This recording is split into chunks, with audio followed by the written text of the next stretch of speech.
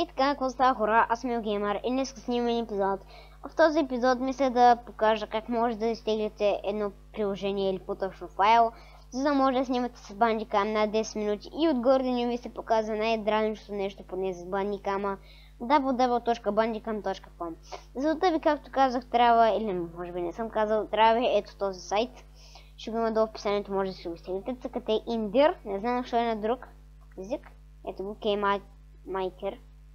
Maker.com. Може да го цъкнем. И ето, но забравих да ви кажа, като го цъкнете, вече просто трябва да отидете да замахнете.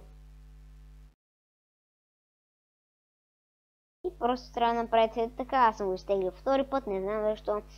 Тъкате го. Опа, забравих да кажа, трябва да цъкнете изпълни като администратор. Да. Просто пишете еди си какво.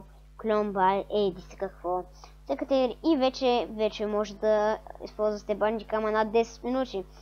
И горе да ни ви се показва най-дразнищото нещо с bandicam.com. Ако не ми вярвате, в момента използвам Bandicam. Ето, в момента снимам с него даже. И да виждате нещо отгоре, например, Bandicam. Не. Точно така, това не е вирус, повярвайте ми. Ако ви харесал клипа и по-точно ако съм ви помогнал с нещо, може да харесате този клип, да коментирате дали съм ви помогнал все пак. И да, аз бях Геймър и до скоро ще се видим в следващия.